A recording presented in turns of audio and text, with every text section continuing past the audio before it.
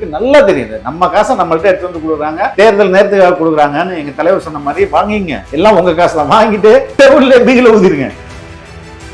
10 வீட்டுல 8 வீட்டுல எங்க வீட்டுல விஜய் இருக்கிறாருன்னு தான் சொல்லுவாங்க. வீட்டுக்கு வீடு விஜய், தமிழ்நாட்டுக்கு தேவை விஜய்ன்றது உண்மையிலே உங்களோட நம்பிக்கையா ரொம்ப over confidence. I check with people.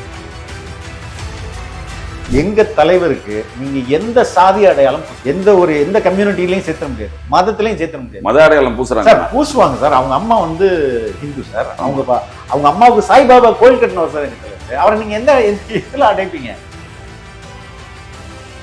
ஊழலுக்கு பண்ணக்கூடாதுன்றாங்க, தூய சக்தின்னு சொல்றாங்க. நீங்க வரி கட்டாம ஏமாத்துறதே அது தவறு தானே? அதுதான் சார். இல்ல அதான் இல்ல நீங்க சொல்றீங்க. நான் வந்து லீகல் பாயிண்ட் தான் சொல்றேன். நீங்க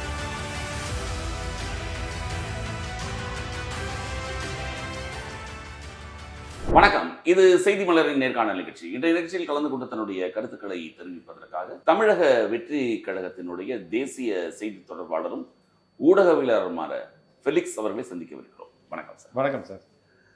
இப்போ வரைக்கும் தமிழகத்தில் இருக்கக்கூடிய தேர்தல் நேரத்தில் மிக ஹாட்டான ஒரு டாபிக் யாருன்னா தாவேக்கா தான். இன்னைக்கு வரைக்கும் தாவேக்கா இந்த பக்கம் யாருக்காவது தாவேக்காவோட கூட்டணி அமைக்கலாமா அப்படின்னு யோசிச்சாங்க.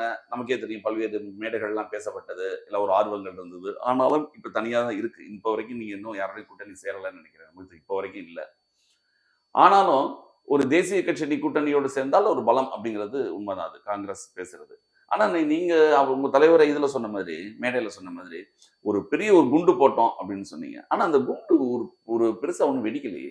இல்ல சார், அது அப்படி சொல்ல முடியாது. இல்லைன்னா அதுதான் இன்னைக்கு முதல்வரை பேச வச்சு. இன்னைக்கு ஆட்சியிலும் பங்கு, அதிகாரத்தில் பங்கு இல்ல, தமிழகத்துக்கு அது செட் ஆகாதுன்னு அவர் சொல்றாரு இல்லையா? அது எங்கேருந்து வருது? எல்லா கட்சிகளும் இன்னைக்கு ஆட்சியில் பங்கு, அதிகாரத்தில் பங்குன்றது ஒரு பேசு பொருளா மாறுது இல்லையா? அதோட ஸ்டார்டிங் பாயிண்ட் எங்க? அதனாலதான் அதுதான் குண்டு. அது ஒரு பொதுவாக இருங்க, நான் சொல்லி முடிச்சேன். அப்ப அந்த அளவுக்கு இங்க அதை பேசு பொருளா மாத்தி இருக்குது. Number 1. Number 2, more of ethical point of view sir. அது நீங்க ஒரு கட்சியோட உழைப்பு, அது சிறிய கட்சியா இருந்தாலும் அது கான்ட்ரிபியூட் பண்ணுது. அதை திமுக எப்படி அணுகுது, அதிமுக எப்படி அந்த கட்சியோட உழைப்பெல்லாம் உறிஞ்சிக்கிட்டு எலெக்ஷன் முடிஞ்சா சக்கையை தூக்கி போட்டுறாங்கல்ல. அதுக்கப்புறம் அது இட்ஸ் எலக்ட்ரல் அலையன்ஸ் தான்.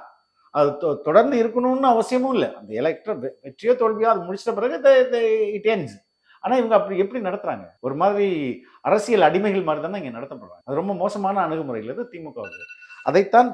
அதைத்தான் எங்க தலைவர் வந்து சொன்னார். இன்னைக்கே அது ஒரு பெரும் பேசுபொருளா மாறி இருக்கு. 2வது, நாங்கள் வந்து அந்த எங்க தலைவரோட அந்த ஃபுல் ஸ்பீச் அந்த இடத்துல கேட்டீங்கன்னா, விக்ரவாண்டியில பேசிட்டு தாவைக்காவே தனி பெரும்பான்மையோடு நீங்க வெற்றி பெற்று ஆட்சி அமைக்க எல்லா தகுதியும் இருக்குது, இருந்தாலும் தான் சொல்லியிருப்பாரு. இருந்தாலும் அப்படின்றதுதான் இஃப் எனி ஒன் கம்ஸ் தான் அதுக்கு அர்த்தமே வந்துச்சு. நாங்க யாருக்குமே எங்கேயாவது எந்த கட்சியாவது நாங்க கூட்டணிக்கு வாங்கன்னு கூப்பிட்டோமா? இவங்க என்ன சொன்னாங்க? ஓரணியில் தமிழ்நாடு எல்லாரும் வாங்க, வெற்றி பெற்றுட்டு காசை மட்டும் நம்ம சாப்பிட்டுருவோம் அப்படின்றதானே இவங்களோட முழக்கம். இல்ல நீங்க சொல்றது ரொம்ப சரியான ஒரு பாயிண்ட். அது வந்து ஒரு மிகப்பெரிய அதிர்வலைகளை ஏற்படுத்தி இப்போ எல்லா கட்சிகளும் கேட்கறாங்கன்னு நிலைமைக்கு வந்திருக்கு. அதனால தாவேக்காக்கு என்ன ஒரு உபயோகம் நடக்கலையே? ஒன்றும் ஒரு பல எங்களுக்கு அது நோக்கம் இல்லையேன்ற நான் ஃபர்ஸ்ட் ஸ்டேட்மெண்ட் என்ன, நாங்களே வெற்றி பெற்றுருவோம். இல்ல உங்களை வச்சு அவங்க பேரம் பேசுறாங்க. இல்ல சார், பேரம் பேச அது வந்து இந்த அரசியல் அரங்கு இருக்குல்ல, அதை வந்து ரீடிஃபைன் பண்ண விட்டுச்சு தாவேக்கா. நாங்க தானே அதை பேசு பொருளா மாத்த வச்சோம். இல்ல அதான் இப்போ லேப்டாப் வந்தது யாருக்குனால? எங்கனால. இப்ப 5000 ரூபாய் வந்தது யாருனால? எங்கனால. அது மாதிரி அவர்களுக்கு ஒரு சில பேருக்கு அது பலனடைஞ்சா நல்லது தானே? இல்ல பலனடைஞ்சா நல்லது. நான் என்ன சொல்ல வரேன்னா, உங்களுடைய வச்சு தாவேக்காவை வச்சு காங்கிரஸ் நாங்க தான் முடிவு பண்றோம். எத்தனை பேர் எங்களுக்கு ஃபீலர் விட்டாங்கன்றது எங்களுக்கு தெரியும்ல. இவங்க எல்லாம் வேணான்றது யார் முடிவெடுக்கிறது? சொன்னீங்களா? இல்ல அவங்க வரல? இல்ல நீங்க அதான் சொல்றேன். இப்போ கொடி பறக்குது, பிள்ளையார் சொல்லி போட்டாச்சு, எடப்பாடி சொன்னார்ல. யாரை நோக்கி சொன்னாரு? அது தாவேக்கா கொடி தன்னுடைய விருப்பத்தை சொல்லிட்டார்ல.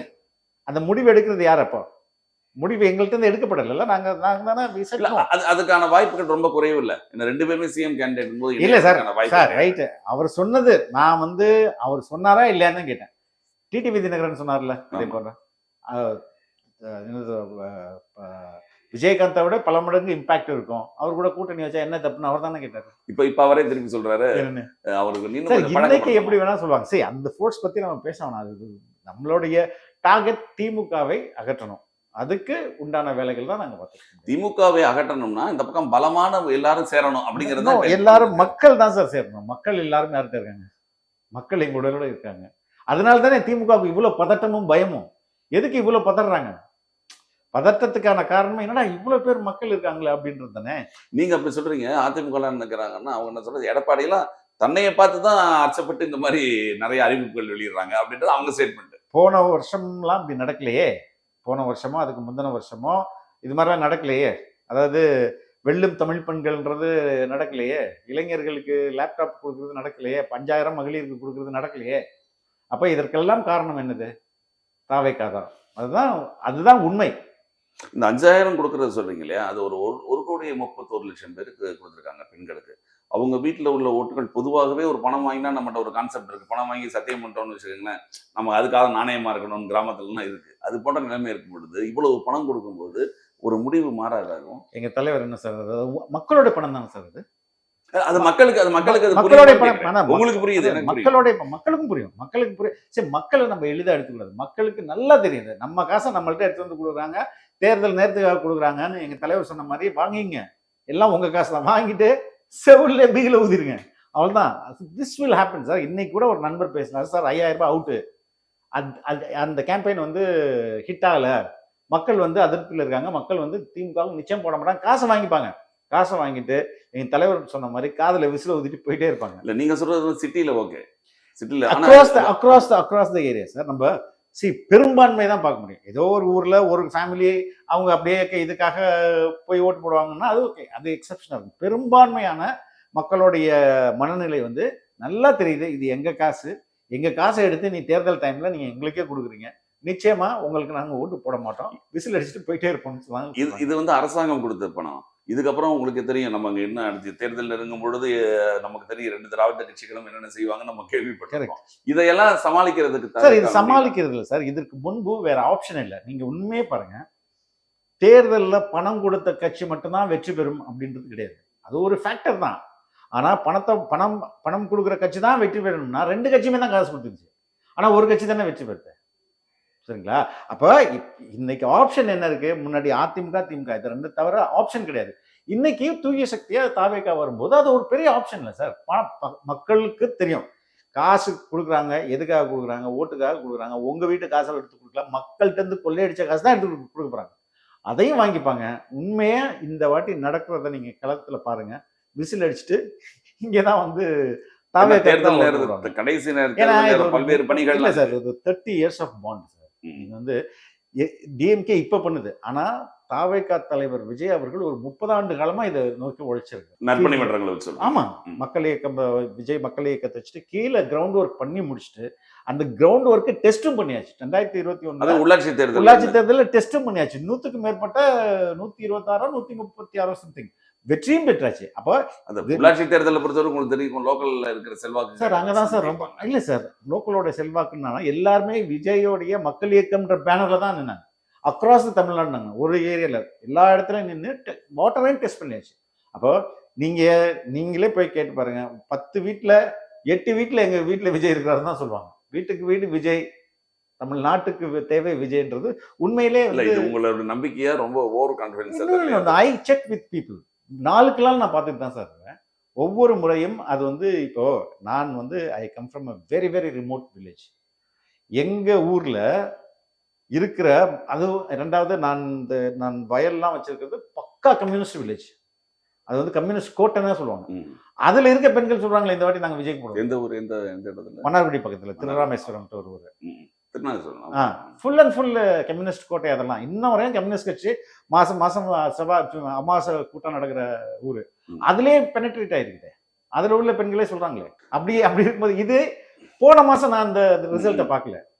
ஐ கோ எவ்ரி வீக்னு வைங்களேன். ஒவ்வொரு மாசமும் ஒவ்வொரு வாரமும் நான் போகும்போது ஒவ்வொரு நாளும் வந்து அங்க வந்து கட்சி பெனட்ரேட் ஆயிருக்கு, மக்கள் மனசு மாறுது.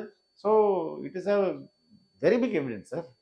இல்ல இப்போ இந்த கூட்டணி பத்தி பேசணும் இல்லையா? ஒருவேளை காங்கிரஸ் கூட்டணி திருப்பி திமுகவிலேயே தொடருதுன்னு வச்சுக்கோங்களேன் சார். எங்களுக்கு அதை பற்றிய இல்ல, தமிழ்நாட்டு கூட்டணிங்கிறது மிகப்பெரிய விஷயம். அப்படி இருக்கணும்னு அவசியம் இல்லை சார். ஜெயலலிதா கூட்டணி ஒரே ஒரு தடவை தான் மக்கள் செல்வாக்கு யார்கிட்ட இருக்குது? கூட்டணினாலே ஒரு கட்சி வெற்றி பெறாதுல்ல. அந்த லெட்டர் பேட் கட்சிகள் எத்தனையோ இருக்கு. எல்லாத்தையும் கூட்டு பெரிய கூட்டணியா காட்ட முடியும். That is not. அது எதை ரிசல்ட்டா கொடுக்க போகுது, அதுதானே ரொம்ப முக்கியம். ஏன்னா கூட்டணின்றது எதுக்கு அப்படின்னா, இப்ப நீங்க உங்களுக்கு தெரியாது இல்லையா, எல்லா இடங்கள்லையும் பறந்து எல்லா ஆளும் இருப்பாங்க. விடுதலை சிறுத்தைகளை பொறுத்த வரைக்கும் ஒரு இடத்துல ஒரு பெல்ட் இதுவாக இருக்கும். இந்த கம்யூனிஸ்டுக்கு தமிழ்நாடு ஃபுல்லா இருக்கும். அதாவது வெற்றி பெற அளவுக்கு இல்லாட்டியும் ஒரு இன்னைக்கு இருக்கிற நிலைமையில ஒரு 500 ஓட்டு கூட ஒரு தீர்மானிக்கும். ஒரு 3 லட்சம் ஓட்டு இருந்தா அதிகபட்சம் சார். எது? கம்யூனிஸ்டுகளுக்கு. All over Tamil Nadu. All over Tamil Nadu. Communist நான் என்ன பண்ண முடியும்? அவங்க கட்சியே வளர்க்கல. இல்ல அதான் சொல்றேன். இல்ல இன்னைக்கு இருக்கிற பொசிஷனுக்கு ஒரு 4 முனை போட்டி அப்படிங்கும்போது ஒரு 500 1000 ஓட்டுலாம் டிஃபரன்ஸ். 500க்குலாம் போறோம். 200 ஓட்டு வித்தியாசம் இல்ல இது போன எலெக்ஷன் மாதிரியோ அதுக்கு முந்தின எலெக்ஷன் மாதிரியோ கிடையாது. இது ஒரு உண்மையிலே ஒரு 50 ஆண்டுகளுக்கு ஒரு முறை வரப்போற ஒரு தேர்தல் மாதிரி. ஒரு புரட்சி மாதிரி. டெஃபினட்டா பிக் சேஞ்ச். பெரிய மாற்றம், அரசியல் மாற்றம் பெருசா நடக்கும். அது தலைவர் மாதிரியான ஒரு கரிஸ்மேட்டிக் லீடர் இன்னைக்கு கிரவுண்ட்ல யார் இருக்காருன்னா தாவேகா தலைவர் விஜய் அவர்கள் மட்டும்தான் கரிஸ்மேட்டிக்கா இருக்காரு. கரிஸ்மேட்டிக் சொல்றீங்க, ஆனா அது ஒரு சினிமா கவர்ச்சி. இல்ல இப்ப எம்ஜிஆர் எந்த கவர்ச்சி, ஜெயலலிதா என்ன கவர்ச்சி, கலைஞர் சினிமாவோட அப்ப மக்கள் ஏற்றுக்கொள்கிறார்களா? ரெண்டாவது, எங்க தலைவருக்கு நீங்க எந்த சாதி அடையாளம் பூச முடியும்? எந்த கம்யூனிட்டிலையும் சேர்த்த முடியாது, மதத்திலையும் சேர்த்த முடியாது. மத அடையாளம் பூசுறாங்க சார், பூசுவாங்க சார். அவங்க அம்மா ஹிந்து சார். அவங்க அம்மாவுக்கு சாய்பாபா கோயில் கட்டணும் சார் எங்க தலைவர். அவரை நீங்க எந்த இதுல அடைப்பீங்க? எங்கேயுமே அடைக்க முடியாது. ஸோ எப்போதெல்லாம் தமிழ்நாட்டுடைய எல்லா சிஎம் எடுத்து பாருங்க, அவங்கள காஸ்ட்ல நீங்க காஸ்ட் நியூட்ரலா தான் இருப்பாங்க. அப்பதான் மக்கள் ஏற்றுப்பாங்க. மற்ற தலைவர்களையும் எல்லாருமே காஸ்ட் நியூட்ரல் சொல்லவே முடியாது. ஒரே தலைவர் காஸ்ட் நியூட்ரலா இருக்கிறாருன்னா அது எங்க தலைவர் மட்டும்தான். அப்போ நீங்க ஸ்டாலின் என்ன சொல்லுவீங்க? அவரை என்ன அப்படின்னு சொல்ல முடியாது. இல்லைங்க, அவரை ஒன் பை ஒன்னா சொல்றேன். அடுத்தது கொள்கை தெளிவு சார். கொள்கையில ஸ்ட்ராங்கா இருக்கிறது யாரு? எங்க தலைவர் என்ன அழுத்தம் வந்தாலும் நம்மள அழுத்தத்துக்கெல்லாம் அதைத்தான் கேக்குறாங்க. தாவேக்காக என்ன கொள்கைன்னு சொல்ல என்ன சார்? கொள்கை இல்லைன்னு, கொள்கை ஊழல் எதிர்ப்புன்னு சொல்றாங்க. இல்ல சார், அதாவது மதசார்பற்ற சமூக நீதி அப்படின்றது கொள்கை இல்லையா? இல்ல கேக்குறேன், அதானே எங்களுடைய கொள்கை. செக்குலர் சோசியல் ஜஸ்டிஸ் அதுதானே திமுக எல்லாமே. இல்ல இப்போ திமுக எப்படி மதசார்பு இல்லாத அரசு கட்சின்னு சொல்ல முடியாது, அரசே வச்சுங்க. அது மதசார்பற்ற அரசா? என்ன மதத்துல என்ன சார்? அரசு எப்படி சார் முருகனுக்கு விழா கொண்டாடுது? தமிழக அரசு, அது இஸ்லாமிய அரசு ஹஜ் பயணத்துக்கு பணம் தருது, விழா கொண்டாடு. நான் கேட்பது ரொம்ப சிம்பிள். தமிழக அரசு கிறிஸ்துமஸ் விழா கொண்டாடுதா? ரம்ஜான் நோன்பு திறப்பு விழா கொண்டாடுதா? கொண்டாடல. அப்ப இந்துக்களுக்கு மட்டும் எதுக்கு அது கொண்டாடுது? ஆனா அந்த கட்சி எல்லாத்துலயும் சார், நான் கேட்கறது எதுக்கு கொண்டாடுது? நீங்க கவர்மெண்ட் கேக்குறீங்களா? கட்சி கவர்மெண்ட் கேக்குறேன். கட்சிக்கு அப்புறம் வருமே. இப்போ இவர்கள் உண்மையிலே செக்குலரா இருந்தாங்கன்னா எல்லாருக்கும் பண்ணிட்டு இருக்கணும், யாருமே பண்ணிருக்க கூடாது. அப்ப பிஜேபியோடைய நோக்கம் என்ன? இங்க முருக கடவுளை பெரிதாக்கி விடணும், அதை வச்சு அரசியல் பண்ணும். அதுக்கு இவங்க ஆட்டோமேட்டிக்கா பண்றாங்களா? கவர்மெண்ட் நடத்துற ஃபங்க்ஷன்ல அர்ஜுன் சம்பத்துக்கு என்ன வேலை? கவர்மெண்ட் தான் நம்மளுடைய மக்களோட அவங்க போய் கலந்துக்கிறது தானே சார். எதுக்கு கூப்பிடுறாங்க? அவர் எதுக்கு கூப்பிடுறாங்க? அவருக்கு எதுக்கு முதல் வரிசையில உட்கார வைக்கிறாங்க? இல்ல, இந்து அறநிலையத்துறைனே ஒரு டிபார்ட்மெண்ட். சரி சார், இங்க என்ன வக்ஃப் போர்டு இருக்கு சார், வக்ஃப் போர்டு இருக்கு, மைனாரிட்டி கமிஷன் இருக்கு. அவங்க என்ன பண்றாங்கன்னு கேக்குறேன் நான். இப்போ இது பாஜகவை என்ன பண்றது? அவங்கள கூல் பண்ணணும். இல்ல, பாஜகவை எதிர்த்து தான் வளரணுங்கிறதுக்காக நினைக்கிறீங்க? கூல் பண்ணணும் சார். அப்ப நீங்க பாஜக பி டீம் திமுக இல்ல சார், பி டீம் இல்ல சார். ரெண்டு, அதாவது இன்டைரக்ட் சரண்டர். இவர் டைரக்ட் சரண்டர்னா அவர் இன்டைரக்ட் சரண்டர். இவங்க தான் எல்லா வேலையும் பண்றது. இப்ப ஆர்எஸ்எஸ்க்கு இங்க சாகாவுக்குலாம் அனுமதி தராங்களா இல்லையா? ஆர்எஸ்எஸ் பேரணிக்கு அனுமதி கொடுக்குறாங்களா இல்லையா? ஆர்எஸ்எஸ் பேரணி தரல, திருப்பி கோர்ட்டுக்குலாம் கோர்ட்ல போய் நம்மால எப்படி வாதாடுறாங்க, அது முக்கியம் இல்ல. அது சொல்றீங்களா சார்? எல்லாத்தையும் உங்க கோர்ட் மேல தான் சார் போடுவாங்க. இதுவும் இவங்களோட ஒரு டெக்னிக்கல் ஒண்ணு. அது தூய்மை பணியாளராக இருக்கட்டும், எல்லா இதையும் எடுத்துங்க. கோர்ட் சொல்லிச்சுன்னு அதே கோர்ட்ல போய் தான் திருப்பரங்குன்ற விஷயத்துக்கு நீங்க போராடலான்னு தமிழ்நாடு வழக்கறிஞர் சொல்றாரு. 144 போட்டாங்க இவங்க சார். ஃபர்ஸ்ட் இன்னைக்கு போராட்டம் இன்னைக்கே நடத்தலாங்க, திருப்பரங்குன்றத்துல வேணா மாட்டுத்தாவணிகள் நடத்திக்கலாம்.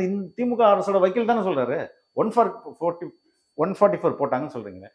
எல்லா மக்களையும் வெளியில இருந்து தானே போராட்டம் நடத்துறாங்க. மதுரையில் அந்த மக்கள் வரல, வெளியிலேருந்து வந்தவர்கள் தான் போராட்டம் நடத்துது.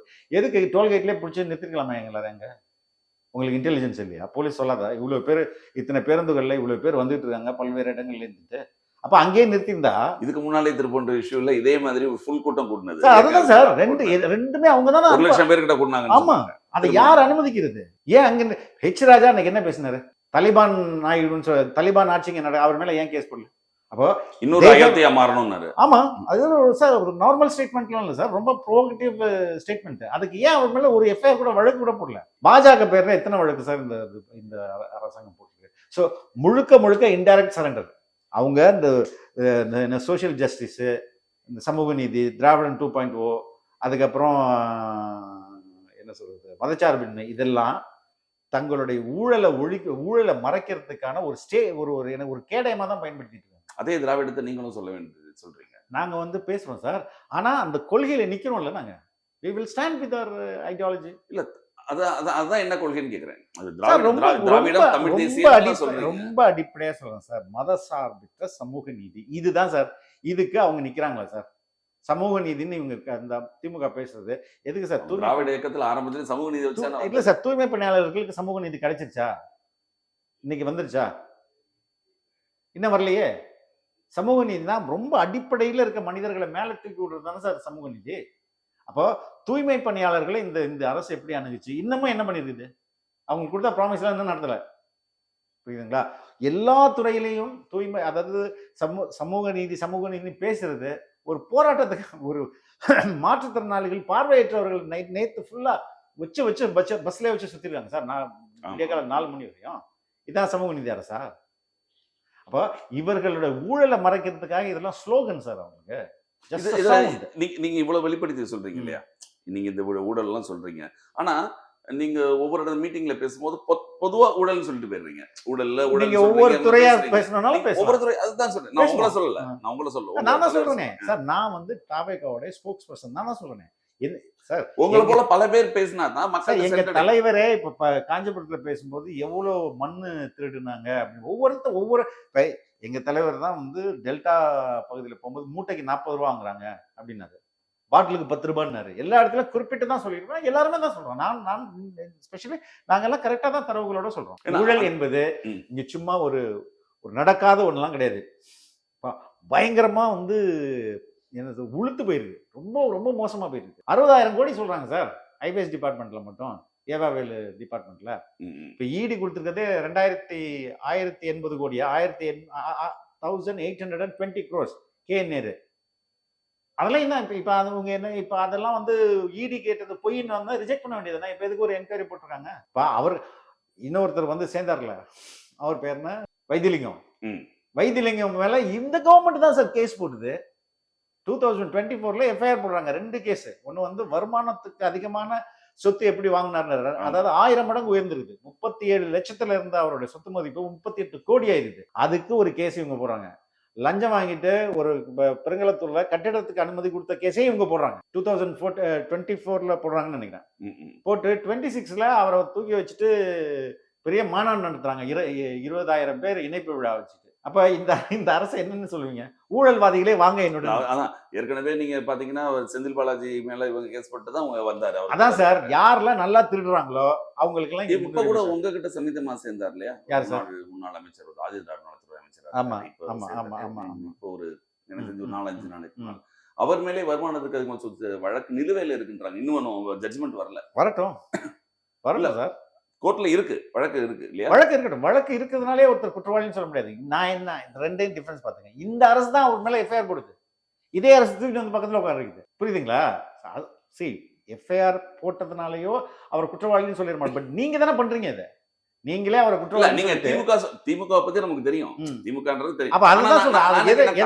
எதற்கு சொல்லுவாங்க சார்? இங்க நீங்க உண்மையே செங்கோட்டையன் மேல வழக்கு இருந்தது. வழக்கு அவர் சார் நிரபராதினா ஆன பிறகு நீங்க எப்படி சார் அவரை குற்றவாளின்னு சொல்ல முடியுமா? இப்ப என்ன சொல்றேன்னா, இன்கம் டேக்ஸ்ன்னு சொல்லிட்டு இப்ப ஒரு விட்டுனாங்க. நீங்க இமேஜின் பண்ணுங்க, 15 கோடி வரி ஏய்ப்புன்னு சொல்றதா வச்சுப்போமே. நீங்க 1.5 கோடி கட்டிருங்க, 15 கோடி நீக்கிடுவோம் அப்படின்னு எந்த கவர்மெண்ட் சொல்லுவாங்களா? அப்படின்னா அது எல்லாருமே 1.5 கோடி கட்டிட்டு போயிட்டே இருப்பாங்களே. இப்ப எங்களுடைய வழக்கு அந்த 1.5 கோடி நீ போட்டது தப்புன்னு தான். நீ கட்டி இருக்கலாமே கேக்குறேன். அதுதான் சொல்றேன் சார். நீங்க இருங்க 2000 நீங்க தான் சொன்னீங்க, அதாவது தமிழ் இந்தியாலயே 3வது. அதான் நான் சொல்ல வரேன். 2016-17 அசஸ்மெண்ட் இயர்லயே எல்லாத்தையும் கட்டியாச்சு. அதுக்கப்புறம் 5 வருஷம் கழிச்சு அவன் ஃபைன் போடுறான் 2022ல. அதுவே சட்டத்துக்கு புறமான அந்த கேஸே அதுதான். எனக்கு நீ ஃபைன் போட்டது தப்பு அப்படின்றதான் case. Not that we evaded tax. No, அதை வந்து இல்ல 30 கோடி ரூபாய் கிட்ட இது வந்து 15 கோடி ரூபாய் மறைச்சாருன்னு சொல்ற இல்ல சார், அது அந்த வருஷமே கட்டியாச்சு சார். மறைச்சாருன்னு இவங்க சொல்லுவாங்க சார். நீங்க அது எப்படி தப்பா சொல்றாங்க ஒரு ஸ்டேட்மெண்ட் வந்து? அவங்க வேணும்னா சார் இது வந்து இப்ப எப்படி வந்து இப்போ உங்களுக்கு இன்கம் டாக்ஸை இந்த அரசு இன்னொருத்தவங்களை மிரட்டுறதுக்கு பயன்படுத்துதா இல்லையா? பயன்படுத்துறாங்களா இல்லையா? அதே மாதிரி தான். அதுதான் அதை வந்து கட்டியாச்சு. அதுக்கு எந்த இந்த செய்தியே தவறா சொல்லிட்டு இருக்காங்க. நீ 5 வருஷத்துக்கு அப்புறம் எப்படி எனக்கு வந்து 150 ஐ மீன் 150 crores ஃபைன் பண்ண முடியும்? அப்படின்றதான் கேள்வி. அதற்கு முதல் தனி நீதிபதியே வந்து ஓகே இன்கம் டாக்ஸ் கட்டினது தப்பு அப்படின்னே ஒரு ஜட்ஜ்மெண்ட் கொடுத்துட்டாங்க. 2வது நீதிபதியோட ஜட்ஜ்மெண்ட்டை கூட நீங்க படிச்சீங்கன்னா அந்த மெரிட்டுக்குள்ளேலாம் நான் போலங்க. அதாவது பெட்டிஷனர் சைடுல உள்ள மெரிட் எல்லாம் நான் பார்க்கல. ஆனா ஃபைன் கட்டிருங்க. இல்லைன்னா மேல்முறையீடு நீங்க பண்ணிக்கங்க அப்படின்னு தான் சொல்லியிருக்காரு. அதுல மெரிட் பார்க்கணுமா அதுல? மெரிட் சார் மெரிட் தானே பார்க்கணும். சட்டப்படி இது வந்து தப்புன்னு சொல்றோம். இல்ல, தப்பு இல்ல. நான் என்ன சொல்றேன்னா இந்த டயத்துல அவர் அப்படி சொல்லியிருக்கிறாரு. நான் என்ன பண்ண முடியும்? சரிங்களா? சோ எதுக்கு நான் சொல்ல வரேன்னா we are not எந்த இதுக்கு இடத்துல முன்னாலே ஒரு ஃபாரின் கார் வாங்கினதுல சார் அதையும் அதுலயும் கட்ட மாட்டேன்னு சொல்லி ஒரு ப்ராப்ளம். அதுலயும் சார் ஒரு நீதிபதி ரொம்ப தப்பான ஸ்டேட்மெண்ட்லாம் அது வச்சிருந்தாரு. இப்போ ஒரு நீதிபதி சொன்னாரு இல்லையா தலைமை பண்பு இருக்கா அப்படி இப்படிலாம் கேட்டாங்களா, அதே மாதிரி கேட்டது. அந்த ஃப்ரேஸை கூட நீக்க சொல்லி அதுலயும் ஜெயிச்சோம். புரியுதுங்களா? சார் இது வந்து நீங்க கற்பனையை கழட்டி விட்டுலாம் சார். எப்படி வேணா சொல்லலாம், பொய்யை எப்படி வேணா சொல்லலாம். பட் உண்மையை நீங்க அப்படி சொல்ல முடியாதுல்ல. அதுக்குன்னு ஃபேக்ட் இருக்கு தானே. யார் சார் ஃபேக்ட் செக் பண்ணா? இஷ்டத்துக்கு அடிச்சு விட வேண்டியதுன்னு. இந்த குற்றச்சாட்டு ரொம்ப நாளா இருக்கு. அதாவது ரொம்ப நாளா இருக்கு சார். இப்ப உங்களை முதல்ல கேள்வி கேட்கறதே எல்லாரும் என்ன கேட்கறதுன்னா ஊழலுக்கு பண்ணக்கூடாதுன்றாங்க, ஒரு தூயவா நடத்தணும், தூய சக்தின்னு சொல்றாங்க. நீங்க வரி கட்டாம ஏமாத்துறதே அது தவறு தானே? அதுதான் சார் இல்ல. அதான் இல்ல நீங்க சொல்றீங்க. ஆனா உண்மையிலே நான் வந்து லீகல் பாயிண்ட் தான் சொல்றேன். நீங்க கோர்ட் கேஸ் எடுத்து பாருங்க சார். நீங்க 6 மாசத்துக்குள்ள இதுல ஏன்னா இன்கம் டாக்ஸை பொறுத்தவரையும் நீங்க பர்மனண்டா பணக்காரனா இருப்பாங்கன்னு சொல்லவே முடியாது. சொல்லு யாராவது கேரண்டி பண்ணுவாங்கம்மா? கிடையாது. நாளைக்கு மொத்தமா போனா மொத்தமா போய் அப்ப மொத்தமா போகும்போது நீ கட்டு நான் எப்படி பண்ண முடியும்? அப்போ அதற்குன்னு விதி 6 மாதத்தில் இருக்குது. நீ லெட்டர் அனுப்புனா 6வது மாசத்துக்குள்ள நீ வந்து ஃபைன் போடலாம். அப்படியே சொல்லியிருந்தா கூட அதையும் நாங்க சேலஞ்ச் பண்ணியிருப்போம் செகண்டரி. ஆனா இவன் 5 வருஷம் அப்புறம் ஃபைன் போடுறான். 2017க்கு நீ இப்படியே 2022ல ஃபைன் போட முடியும்? சட்டத்திலே இல்லைல்ல. நீ அன்னைக்கே சொல்லியிருந்தா கூட அன்னைக்கே நாங்க சேலஞ்ச் பண்ணியிருப்போம். ஏன்னா கட்டியாச்சு. அவ்வளோ நேரம் 2022ல வந்து போட வேண்டிய அவசியம் என்ன? அதுதான் வழக்கே. இப்போ உங்க இதுல பேசுன இந்த மாநாட்டில் பேசுனதுல இப்போ கூட்டத்துல பேசுனதுல ஒரே ஒரு உங்க தலைவர் சொன்னாரு, அதாவது நீங்கெல்லாம் வந்து இன்னொருத்தர் ஆரம்பிச்ச கட்சியில போய் உட்காந்துக்கிறீங்க, நான் வந்து தனியா கட்சி ஆரம்பிச்சிருக்கேன். ஒரு விஜய் அப்படிங்கிற ஒரு கட்சி ஆரம்பிச்சிருக்காரு. இப்ப நீங்க அதுல இருக்கீங்க. இப்ப நீங்களும் தனியா கட்சி ஆரம்பிச்சாதான் நிக்கணும்ன்றது என்ன அடையாளம்? இல்ல சார், அது கம்பேரிசன் தானே கேட்கிறாரு. யார் கேட்கறது? இல்ல நீங்க எடப்பாடியவோ நீங்க இவரையோ ஒரு கட்சி இப்போ கம்யூனிஸ்ட்ல நீங்க வந்து யார் ஆரம்பிச்சா யார் உட்காந்தான்னு கேட்க முடியாது. கரெக்ட். இல்ல இப்ப என்ன நடக்குது? அங்க கட்சி மாதிரி நடந்துட்டு இருக்காதுலாம். கம்யூனிஸ்ட் நீங்க சொல்றீங்க. கம்யூனிஸ்ட் இப்போ எங்க மன்னார்குடி ஒரு கான்ஸ்டிட்யூன்சி இருக்கு, திருத்துறைப்பூண்டின்னு ஒரு கான்ஸ்டிட்யூன்சி இருக்கு. இந்த கான்ஸ்டிட்யூன்சில எம்எல்ஏ எப்படி தேர்வு பண்றாங்க? அந்த எம்எல்ஏ கேண்டிடேட் எப்படி கம்யூனிஸ்ட் கட்சி தேர்வு பண்ணுது? ஆமா, அங்க அங்க ஒரு எலெக்ஷன் வைக்கிறாங்க. அந்த எலெக்ஷன் உண்மையிலேயே எலெக்ஷன் நினைக்கிறாங்க. அதுல வந்து கம்யூனிஸ்ட் உறுப்பினர்கள்லாம் இவர் நின்னா பரவாயில்லன்னு அப்படி செலக்ட் பண்றாங்க. உண்மையாக மக்கள் அப்ப அதுல ஃபர்ஸ்ட் யார் வரா, 2வது வரா அப்படின்றது பண்றாங்களா? இது மாதிரி எல்லாமே இங்க ப்ராப்பரா உள்கட்சி ஜனநாயகத்தோட கட்சி நடக்குதாங்க. தமிழ்நாட்டுல இந்த 2 கட்சிகளும் நடந்துக்குதா? நீங்களே சொல்லுங்க. அப்ப இவங்க குடும்ப சொத்தா தானே சார் மாத்தி வச்சிருக்காங்க கட்சியை. அதனால அப்படி it is not your family, it is யாரோட உழைப்புல இன்னும் உட்காந்து நீ வந்து உங்க குடும்ப கட்சி மாதிரி உங்களுடைய பிரைவேட் ப்ராப்பர்ட்டி மாதிரி நடத்திட்டு இருக்கீங்க. நீ அப்படி அதோட மீனிங் என்ன ஆகும்னா, ஆமா தப்பு தானே சார். விஜய்ன்றவரோட உழைப்புல மிச்சவங்க எல்லாம் இருக்கிற மாதிரி ஒரு தோணாதா? இல்ல சார், அது தப்பு இல்லையா? இல்ல விஜயோட உழைப்புக்கு நாங்களாம் அவரை வந்து அவருக்கு உதவிதான் பண்றோம். இங்க அங்க வந்து எந்த என்ன சொல்றது அந்த ஸ்ட்ரக்சர் யாரையும் ரெக்கமெண்ட் பண்ணல. யாரையும் இவரோட எல்லாருமே தனி கட்சி ஆரம்பிச்சுதான் ஜெயிக்கணும் இல்ல சார். இவங்க கட்சியா நடத்தினா கேள்வியே இல்லையன்ற கட்சியை இவங்க கட்சியா நடத்தினா திமுக சார் ஐ திங்க் 22% பார்லிமெண்ட்ல மட்டுமே அவங்க குடும்ப உறுப்பினர்கள் இருக்காங்க. இது எந்த கட்சியில இருந்து இருக்குமா? கட்சி யாரோட கட்சி? என்ன சொல்றாங்கன்னா மக்கள் ஓட்டு போடுறாங்க. மக்கள் நீ எப்படி டிக்கெட் கொடுப்ப? திருவில்லைக்கேணியில இவர் நிக்கிறாரு, உதயநிதி நிக்கிறாரு. ஆனா உதயநிதி வாரிசா இருக்காரு, எனக்கு பிடிக்கல, வாரிசு அரசியல் பிடிக்கல, மக்கள் ஓட்டு போட வேண்டாம். சரி, நீங்க எப்படி உதயநிதிக்கு டிக்கெட் கொடுக்க முடியும்? வேற யார் அங்க போட்டி போடுவா? நான் ஒண்ணும் இல்லை சார், ரொம்ப சிம்பிள். எங்க தலைவர் வந்து எக்ஸ் தொகுதியில நிக்கிறாருன்னு வைங்களேன். அவர் நிக்கிறாரு, நான் வந்து அதுல அதுக்கு நான் கம்பீட் பண்ணனா எனக்கு கிடைக்குமா, எங்க தலைவர் கிடைக்குமா? அவரு தான் கிடைக்கும். அவர் தானே கிடைக்கும். ம். இது பெரிய பேசிக் லாஜிக் தானே. ம். இதே மாதிரி தான் உதயநிதி அங்க நிறுத்தும் போது எத்தனை பேர் அங்க கான்டெஸ்ட் பண்ணாலும் எப்படி சீட்டு உதயநிதியை தாண்டி மத்த யாரும் கொடுப்பாங்க அந்த கட்சி? அது அது நீங்க திமுகவுக்கு மட்டும் இல்ல, எல்லா இடத்துலயும் அப்படித்தானே. எல்லா இடத்துலயும் எப்படி சார் சொல்ல இப்ப முடியும்? நீங்க எடப்பாடி நிக்கிறாரு, அந்த இடத்துல அதுதான் எடப்பாடி சார், சேர்ந்து- அதனால தான் சார் எடப்பாடி சொல்றோம் நாங்க. புரியுதுங்களா? மத்த ஆக்சுவலா எப்படி நடத்தப்படணும்? எல்லாரும் யாரெல்லாம் போட்டியா விருப்பம் பண்ணி கொடுங்க. அதுக்கு தானே விருப்பம் வாங்குறாங்க. அதான் ரைட். அங்க என்ன நடக்குது? உதயநிதி ஸ்டாலின் இளைஞரணி தலைவர்னு அறிவிச்சிட்டாங்கன்னா அடுத்து யார் சார் போட்டி போட வருவா? அப்ப இங்க இந்த போட்டிசம் இருக்கா இல்லையா? இருக்கு. அப்ப அதை தானே சொல்லணும். நீ இந்த தைரியம் தான் தொடங்கி பாரு அப்படின்றத. அது எந்த விதத்துல தவறு இல்லையே. அது நீங்க தவறு கிடையாது. அவங்க சொல்ல எலெக்ஷன்ல சார், எலெக்ஷன்ல யார் சார் டிக்கெட் கொடுக்குறா? உங்க நீங்க ஆனா டிக்கெட் காமெடியா இல்லையா சார்? இல்ல டிக்கெட் கொடுத்ததுக்காக மக்கள் உதயநிதிக்கு தான் ஓட்டு போடணும்னு அவசியம் சார், இல்லை. எப்போதுமே கிடையாது இல்ல. அப்ப இப்ப பாருங்க இந்த இந்த இல்ல இது தேர்தல் வெறும் பாருங்க. இல்ல நான் தான் சொல்றேன், இது வெறும் ஆப்போசிட் பார்ட்டிக்கு போடலாம்ல. இல்ல சார், ரைட்டு. நான் அப்போ ஓவரால் மைண்ட் செட்னு ஒன்று இருக்குல்ல. போன வாட்டி இருந்த மக்களோட எதிர்பார்ப்பு 2021 திமுக ஆதரவா இருந்தது. இன்னைக்கு தாவேகாவுக்கு ஆதரவா இருக்குது. அப்ப எப்படி ஜெயிக்கிறாருன்னு பார்ப்போம். பார்ப்போம் கண்டிப்பா. வரவங்க 2027 தேர்தல் நெருங்கி கொண்டிருக்கிற வேளையில் இன்னும் பல்வேறு விஷயங்கள் நடக்கும். தொடர்ந்து பேசுவோம். நிகழ்ச்சியில் கலந்து கொண்ட தங்கள் மேலான கருத்துக்களை தெரிவிக்கிறேன். நன்றி சார்.